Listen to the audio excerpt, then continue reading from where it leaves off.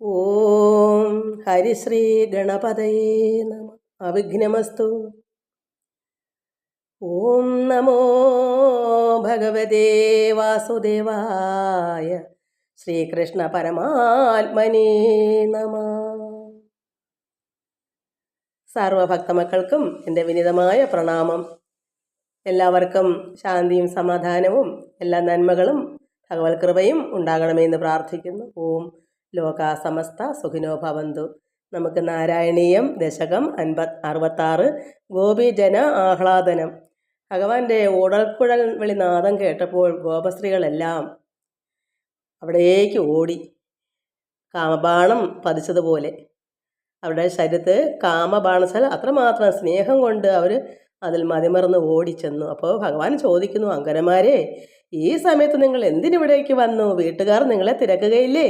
നിങ്ങൾ വീട്ടിലേക്ക് പോകുവിൻ എന്ന് പറഞ്ഞു. അപ്പോൾ മഹർഷിമാരെ നോക്കി, ആകാശത്ത് നിൽക്കുന്ന മഹർഷിമാരെ അറിയാൻ വേണ്ടി ഭഗവാൻ അറിയാം ഇവർ ഭഗവാനെ കാണാൻ ആർക്ക് കൊണ്ട് വന്നതാ. എങ്കിലും ആകാശത്ത് മഹർഷിമാരിങ്ങനെ നോക്കി നിൽപ്പുണ്ട്. ഇവിടെ എന്താ ചെയ്യാൻ പോകുന്നതെന്നറിയാതെ ഭട്ടതിരിപ്പാട് പറയുന്നു, ആകാശത്ത് നോക്കി നിൽക്കുന്ന മഹർഷിമാരെ അറിയിക്കാനായി ഭഗവാൻ അവരോട് അവർ കേൾക്കത്തക്കോണം പറഞ്ഞു. കുലസ്ത്രീകൾ എന്ത് ചെയ്യണമെന്ന് ധർമ്മകാര്യങ്ങൾ പറഞ്ഞു. അതായത് ഒരു വീട്ടിൽ ഒരു കുലസ്ത്രീ, ഒരു ഗൃഹനാഥ എന്താ അവരനുഷ്ഠിക്കേണ്ട കർമ്മങ്ങളൊക്കെ, നല്ല കാര്യങ്ങളൊക്കെ ഭഗവാനോടൊന്ന് പറയുന്നു. ആര് കേൾക്കാനാ? മഹർഷിമാരൊക്കെ കേട്ടിട്ട് ഭഗവാനൊന്നും അറിയാത്തതല്ല. എന്നാൽ ഭഗവാൻ അത്രത്തോളം സ്നേഹത്തിൽ ഓടി വന്ന് അവർ ഭർത്താവൊക്കെ ഉള്ളവർ, കുട്ടികളുള്ളവർ അല്ല, അങ്ങനെയുള്ളവരാകുമ്പോൾ ഭഗവാൻ അറിയാം, ഭഗവാൻ എല്ലാവർക്കും വേണം, അതിനൊരു തെറ്റല്ല. അതുകൊണ്ടാണ് അവർ ഓടിയതെന്ന് ഭഗവാൻ അറിയാം. പക്ഷെ അവർക്ക് ആത്മീയമായ ഇത് നിറയ്ക്കാൻ, ചൈതന്യം നിറയ്ക്കാനുള്ള അറിവായില്ല. അതോടെ ഒരു കുട്ടിയായാലും 10 വയസ്സായാലും 100 വയസ്സായാലും 120 വയസ്സായാലും ആർക്കായാലും അറിവില്ലെങ്കിലും കൃഷ്ണനെ എല്ലാവർക്കും വേണം. അത് ഏത് രൂപത്തിലോ ആയിക്കൊള്ളട്ടെ. അതാണ് അവിടെ. അത് ഭഗവാൻ അതിന് ഒരു തടസ്സവും അല്ല. പക്ഷെ ഇവിടെ മഹർഷിമാർ ആകാശത്ത് നോക്കുന്ന, അവർ കേൾക്കാനായി പറയുന്നു, കുലധർമ്മങ്ങളൊക്കെ ഇങ്ങനെയാണ് അങ്ങനെയാണ്, അവിടെ നിങ്ങളിന് വരാൻ പാടുണ്ടോ, വീട്ടുകാർ തിരക്കത്തില്ലേ, ഇതൊക്കെ പറയുന്നുണ്ട്. എന്നാൽ അങ്ങ് നിഷ്കളങ്കനാകയാൽ, ഭഗവാൻ നിഷ്കളങ്കനാണ്, ഈ മഹർഷിമാരെ പോലൊന്നുമല്ല. അതുകൊണ്ടാണല്ലോ പരമാത്മാവ് അങ്ങനെ നിഷ്കളങ്കനായതുകൊണ്ടാണല്ലോ എല്ലാവരും സ്നേഹിക്കുന്നത്. അതുകൊണ്ട് എന്നാൽ അങ്ങ് നിഷ്കളങ്കനാകയാൽ പ്രവൃത്തി വിശ്വസിക്കത്തക്കതായില്ല. അങ്ങനെ ഭഗവാൻ പറഞ്ഞാലും ഭഗവാനെ കൊണ്ട് പറ്റത്തില്ല. ആഗ്രഹിച്ചു വരുന്ന ഒരു കുഞ്ഞുങ്ങളെയും ഭഗവാൻ തള്ളി പറയത്തില്ല. അവിടെ ആഗ്രഹം എന്തായാലും പൂർത്തീകരിച്ചു കൊടുക്കും. അതാണ് ഭഗവാൻ. അങ്ങനെ പറഞ്ഞ് നിങ്ങൾ വീട്ടിലേക്ക് മടങ്ങിക്കൊള്ളുവിൻ എന്ന് പറഞ്ഞപ്പോൾ തന്നെ അവരോട് ഗൃഹങ്ങളിലേക്ക് പോയിക്കൊള്ളാൻ പറഞ്ഞപ്പോൾ ആ സുന്ദരിമാർ അതീവ ദുഃഖിതരായി തീർന്നു. കൃഷ്ണ, അങ്ങനെ പറയല്ലേ, അങ്ങനെ ചെയ്യല്ലേ. വളരെ നേരം അവർ കരഞ്ഞു പറഞ്ഞു. കരുണക്കടലായ ഭഗവാനോട് കരുണ കാണിക്കണമേ എന്നവർ വീണ്ടും വീണ്ടും അഭ്യർത്ഥിച്ചു. അദ്ദേഹം ഭക്തന്മാരോട് കരുണ കാണിക്കുന്നവനാണ്. എങ്ങനെയായാലും ഭഗവാൻ കരുണാമയനാണ്, സ്നേഹമയനാണ്. അതായത് കരുണക്കടലായ ഭഗവാൻ ആ ഗോപസുന്ദരികളോട് കരുണ കാട്ടി അവരുടെ അഭിലാഷപൂർത്തി വരുത്തണമെന്ന് അവരപേക്ഷിച്ചപ്പോൾ ഭഗവാൻ അതിന് തടസ്സം പറ്റുമോ? അതുകൊണ്ട് നമുക്ക് അടുത്ത ശ്ലോകം വായിക്കാം എന്താണെന്ന്. ശ്ലോകം 4.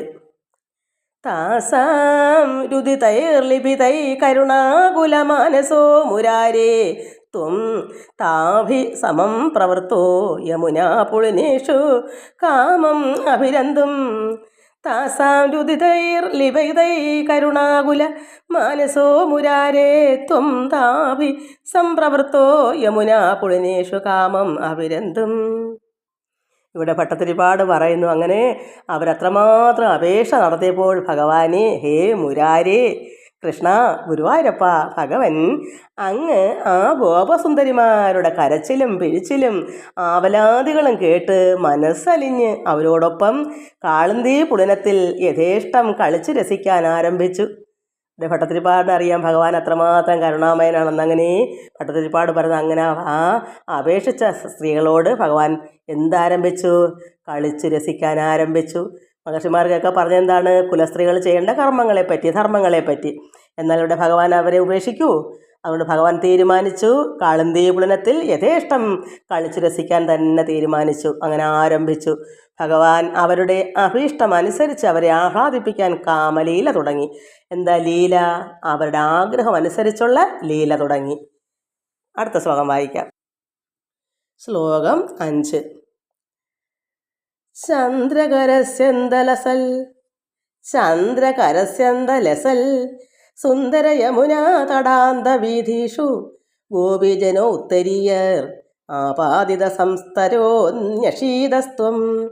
ചന്ദ്രകരസ്യന്തലസൽ ചന്ദ്രകരസ്യന്തലസൽ ഒന്നുകൂടെ പറയാം. ചന്ദ്രകരസ്യന്തലസൽ സുന്ദര യമുനാ തടാന്ത വീഥീഷു ഗോപീജനോ ഉത്തരീയർ ആപാദിത സംസ്തരോ ന്യഷീതസ്ത്വം. ഒന്നുകൂടി. ചന്ദ്രകരസ്യന്തലസൽ സുന്ദര യമുനാ തടാന്ത വീഥീഷു ഗോപീജനോ ഉത്തരീയർ ആപാദിത സംസ്തരോ ന്യഷീതസ്ത്വം. ഭഗവാൻ അങ്ങനെ അവരുടെ ആഗ്രഹം അനുസരിച്ചുള്ള ലീല തുടങ്ങി. എങ്ങനെയാ? ചന്ദ്രികാലസിതമായ അഴകേറിയ കാളന്തിയുടെ അത്രമാത്രം പ്രകാശമായ ചന്ദ്രിക പോലെ ചന്ദ്രികാലസിതമായ അഴകേറിയ കാളന്തിയുടെ കരയിലുള്ള പുളിനത്തിൽ ഗോപിമാരുടെ മേൽമുണ്ട് വിരിച്ച് അതിൽ നിന്തിരുവടി ഇരുന്നരുളി. അവിടെ ആ കാളന്തി തീരത്ത് ഭഗവാൻ എത്രമാത്രം അഴകേറിയ, എങ്ങനെയാ അത്ര സുന്ദരമായ ഭഗവാന്റെ മുഖമൊക്കെ അത്രമാത്രം ശോഭയേറി ചന്ദ്രനെ പോലെ അഴകേറിയ കാളന്തി നദിയാണ്. അവിടെ കരയിലുള്ള പുളിനത്തിൽ ഗോപിമാരുടെ തന്നെ മേൽമുണ്ട് അവിടെയൊക്കെ വിരിച്ചിട്ട് ഭഗവാൻ അതിൽ ഇരുന്നു അരുളി. എന്താ? നമുക്ക് നോക്കാം. ശ്ലോകം 6. സുമധുര നിർമാലപനൈ കരസംഗ്രഹണൈച്ച ചുംബനോല്ലാസൈ ഗാഠാലിംഗന സംഗൈ ത്വം അങ്കനാലോകം ആകുലീച കൃഷേ. സുമധുര നിർമാലപനൈ നിർമാലപനൈ കരസംഗ്രഹണൈച്ച ചുംബനോല്ലാസൈ ഗാഠാലിംഗന സംഗൈ ത്വം അങ്കനാലോകം ആകുലീച കൃഷേ. ഇവിടെ ആ കുട്ടികളെ, ആ ഗോപസ്ത്രീകളെ ഭഗവാനെ അങ്ങ് ഭരതരിപാട് പറയുന്ന അന്ന് അങ്ങനെ പറഞ്ഞു. ഇവരുടെ അവരുടെ ഇഷ്ടമനുസരിച്ചുള്ള കാമലയിൽ ആഗ്രഹം അനുസരിച്ച് ഭഗവാൻ അവിടെ മേൽമുണ്ടൊക്കെ വിരിച്ച് അതിൽ നിന്ന് ഇരുന്ന് അരുളിയിട്ട് ഭഗവാനെ അങ്ങ് ആ ഗോപാംഗനമാരെ കർണാനന്ദകരമായ നർമ്മസല്ലാപങ്ങൾ കൊണ്ടും കണ്ണിന് ആനന്ദകരമായ കർണം ചെവിക്ക് ആനന്ദകരമായ നർമ്മസല്ലാപങ്ങൾ കൊണ്ടും നന്നായി രസിപ്പിക്കുന്ന രീതിയിൽ ഭഗവാനല്ലേ ആള് നന്നായി എന്തൊക്കെയോ പറയുമ്പോൾ അവരുടെ ചെവിക്ക് ആനന്ദം ഉണ്ടാകും. അപ്പോൾ കർണം ചെവിയാണ്, കണ്ണല്ല കർണം. കർണാനന്ദകരമായ നർമ്മസല്ലാപങ്ങൾ കൊണ്ടും കൈകൾ ഗ്രഹിച്ചും ചുംബനം കൊണ്ടും. അപ്പോൾ ഭഗവാന്റെ കൈകൾ അവരുടെ അങ്ങോട്ടും ഇങ്ങോട്ടും ആലിംഗനം ചെയ്തും ചുംബിച്ചും ചുംബനം കൊണ്ടും ആലിംഗനം കൊണ്ടും ആനന്ദതുന്തിലരാക്കി അവരെ അത്രമാത്രം കോൾമേൽ കൊള്ളിച്ചു. ഇതിവിടെ നമുക്ക് അല്ലാതെ ഒരു ഭക്തൻ എങ്ങനെയാ അതുപോലെ. കാരണം ഇവിടെ ഇപ്പോൾ ഭഗവാൻ അവിടെ വിഗ്രഹമുണ്ട്, ദേഹമുണ്ട്. എന്നാൽ ഒരു ഭക്തൻ ഇവിടെ ഉള്ളിൽ പരമാനന്ദത്തെ രുചിച്ചറിയുമ്പോൾ ഇങ്ങനെയാകും. അതായത് സത്യമാണല്ലോ ഈശ്വരൻ, ഉണ്മ. അതൊരു ഭക്തൻ്റെ ഉള്ളിൽ എപ്പോഴും ഉണ്ട്. അത് ശ്രീരാമനെന്നോ ശ്രീകൃഷ്ണനെന്നോ പേരിടാമെങ്കിൽ അങ്ങനെ ഇടാം, അതല്ലെങ്കിൽ പരബ്രഹ്മമായോ പരമാത്മാന്നൊക്കെ നമുക്ക് ഉൾക്കൊള്ളാം. അങ്ങനെയുള്ളൊരു പരമാനന്ദ ലഹരിയിൽ നമുക്കൊക്കെ ഒരു ഭക്തൻ അങ്ങനെ ആവാം. സത്യം പതി നിന്റെ ആത്മാവ് നിത്യം രമിക്ക നീ ആത്മാവിൽ ഇത്തരം ചെയ്വതു പാതിവൃത്യമെന്നു ഭക്തേ ചിത്തേ ധരിക്ക നീ ജ്ഞാനപ്പെണ്ണി. അപ്പോൾ നമ്മുടെ ഒരു ഭക്തൻ്റെ ഉള്ളിലും ഇതിങ്ങനെ ഉണ്ട്. അവിടെ പരമാത്മ ചൈതന്യം, ഈശ്വര ചൈതന്യത്തെ ഉൾക്കൊള്ളുന്നു. അത് സത്യമായിരിക്കുന്ന ഉണ്മയെ നമ്മൾ എപ്പോഴും ലഹരിയിൽ ആനന്ദിച്ചു ലയിച്ചു പരമാനന്ദ നിർവൃതി കൊണ്ടു. ഇവിടെ ദേഹം ഉള്ളത് എങ്ങനെ അതുപോലെ ദേഹം ഇല്ലെങ്കിലും നമുക്ക് അനുഭൂതി ഉണ്ടാകും. ആ ഒരു ഭക്തൻ അങ്ങനെ ആയിത്തീരും, ഒരു ജ്ഞാനി, ഒരു സന്യാസി. അപ്പം അതുപോലെ ഇവിടെ ദേഹം ഉണ്ടെന്നേ ഉള്ളൂ, അവിടെയും ഭഗവാൻ ഇങ്ങനെ ചെയ്തു. അവിടെ ആത്മീയമായ നിർവൃതിയാണെന്ന് ഭഗവാൻ അറിയാം. പക്ഷേ ആ കുട്ടികൾക്കാണെങ്കിൽ അത് അറിയത്തില്ലാത്തതുകൊണ്ട്, ധ്യാനത്തെപ്പറ്റിയൊന്നും അറിവില്ലായ്മ കൊണ്ട് അവരത് അറിയുന്നില്ല. ഈശ്വരൻ ചൈതന്യവാനാണ്. ഭഗവാൻ കൃഷ്ണൻ ഒരു വിഗ്രഹമൊന്നും അല്ല. അവിടെ ദേവകീ മകനല്ല, അവിടെ പരമാത്മാവാണല്ലോ കൃഷ്ണൻ. അതുകൊണ്ടാണല്ലോ ഈ ആകർഷണം ഉണ്ടാകുന്നത് തന്നെ. അപ്പോൾ ഈശ്വരൻ അവരെ കഷ്ടപ്പെടുത്തുന്നില്ല, അവരുടെ ആഗ്രഹം സാധിച്ചു കൊടുക്കുന്നു. അതാണ് നമ്മൾ മനസ്സിലാക്കേണ്ടത്. അവിടെ അല്ലാതെ ഭഗവാൻ ആരോടും അല്ലാത്ത രീതിയിൽ, ഈ ലോക ജീവിതത്തിൻ്റെ രീതിയിലല്ല, മറ്റുള്ളവരെ ഈ ആനന്ദത്തിൽ ആറാടിച്ചുകൊണ്ട് അവരെ നേർവഴിക്ക് പരമാത്മാവിൽ ലയിപ്പിക്കുകയാണ് ഭഗവാൻ ചെയ്യുന്നത്. അത് നമ്മൾ മനസ്സിലാക്കണം. അങ്ങനെ അവർ കൈകൾ ഗ്രഹിച്ചും ചുംബനം കൊണ്ടും ആലിംഗനം കൊണ്ടും തുന്തിലരാക്കി ദർശനത്താലും സ്പർശനത്താലും മധുരമൊഴികളാലും എല്ലാ രീതിയിലും അവരെ പരമാനന്ദ രസായനം കുടിപ്പിച്ചു തുടങ്ങി. എന്താ ഈ പരമാനന്ദ രസായനം? ഇവിടെ ഭഗവാന് ഇവിടെ ദേഹമൊന്നും ഇല്ലെങ്കിലും നമ്മൾ ഒരു ഭക്തൻ അങ്ങനെ ആനന്ദ രസായനം, പരമാനന്ദ രസായനം കുടിക്കും. നമുക്ക് ചൊല്ലാൻ ഭാഗത്തിനുണ്ടല്ലോ, ആ പരമാനന്ദത്തിൽ നമ്മൾ മുഴുകി ആ രസായനം പാനം ചെയ്യുക എന്ന് പറയുന്നത്. അതൊരു ഭക്തൻ അങ്ങനെ ആയിത്തീരുമ്പോൾ എന്നും നിത്യവും അത് കുടിച്ചു കൊണ്ടിരിക്കും. അതാണ് ആ രസായനം, ആ നിർവൃതി, ആ അനുഭൂതി. അത് അനുഭവത്തിൽ കൂടി മാത്രമേ അറിയാൻ പറ്റുള്ളൂ, പറയാനൊക്കുന്നതല്ല. ഇവിടെ അന്ന് ഭഗവാൻ അവിടെ വിഗ്രഹം ദേഹം ഉള്ളതുകൊണ്ടും ആ സ്ത്രീകൾക്ക് അന്ന് ഭഗവാൻ അങ്ങനെ ചെയ്തു, അത്രയേ ഉള്ളൂ. അപ്പോൾ ദർശനത്താലും സ്പർശനത്താലും അവരെ കണ്ടും തൊട്ടും മധുരമൊഴികളാലും നല്ല നല്ല വാക്കുകളാലും എല്ലാ രീതിയിലും അവരെ പരമാനന്ദ രസായനം കുടിപ്പിച്ചു തുടങ്ങി. അത് മതിവരുവോളം ആസ്വദിക്കാൻ അവസരമുണ്ടാക്കി കൊടുത്തു. അല്ലെങ്കിൽ അവർ എത്രമാത്രം ഖേദത്തിൽ പോകണം തിരിച്ച്? അത് സഹിക്കാൻ പറ്റുമോ നിഷ്കളങ്കമായ ഭഗവാന്, പരമാത്മാവായ ശ്രീകൃഷ്ണന്? അതുകൊണ്ട് ഭഗവാൻ അവിടെ അവരുടെ ഇഷ്ടം സാധിച്ചു കൊടുത്തു. അത് നമുക്ക് എല്ലാം ചിന്തിക്കാം. എല്ലാ മക്കളും ഇത് മനസ്സിലാക്കണം.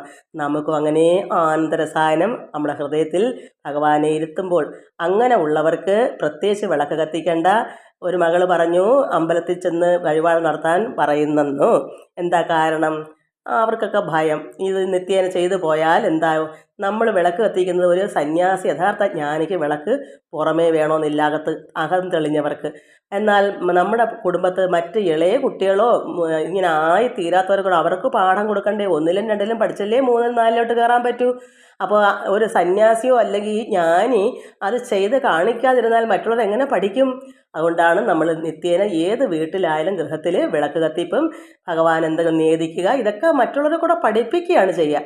ഈ ഒരു യഥാർത്ഥ ജ്ഞാനിക്ക് ഇതൊന്നും വേണമെന്നില്ല. നമ്മൾ അവരവൻ്റെ ഉള്ളിലെ പരമാത്മാവിന്, അവർ തന്നെ ഉള്ളിലെ പരമാത്മാവാണല്ലോ, അവർ തന്നെ അങ്ങ് കഴിച്ചാൽ മതി, പാലായാലും എന്തായാലും. അതുകൊണ്ട് ആ മകൾക്ക് വേണ്ടിയാണ് ഞാൻ പറയുന്നത്. ആ മകൾ എല്ലാം അമ്മയെ ഇങ്ങനെ കൊടുക്കുമായിരുന്നു. അപ്പം വീട്ടിലത് വിഷമമാണ്, മറ്റുള്ളവർ സമ്മതിക്കുന്നില്ല. അപ്പോൾ എന്താ കാരണം? അവർക്കത് അറിവില്ലായ്മ കൊണ്ട്. അവരും കൂടെ അത് മനസ്സിലാക്കി അങ്ങനെ ആയിത്തീരുക എന്നുള്ളത് അവർക്ക് അറിയില്ല. ഒരാൾ ചെയ്ത് കണ്ട് മറ്റൊരാൾ പഠിക്കണം. എന്നാൽ ആ പറഞ്ഞ കുട്ടിക്ക് അങ്ങനെ ചെയ്യണമെന്നില്ല.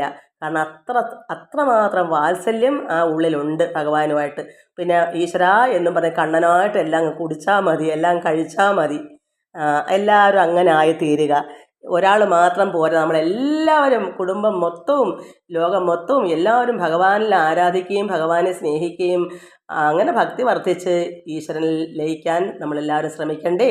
ഒരാൾ മാത്രം അങ്ങനെ ആയാൽ മതിയോ? എല്ലാവർക്കും ആനന്ദം അറിയണ്ടേ? എല്ലാവർക്കും നമസ്കാരം. സർവത്ര ഗോവിന്ദ നാമ സങ്കീർത്തനം, ഗോവിന്ദ ഗോവിന്ദ.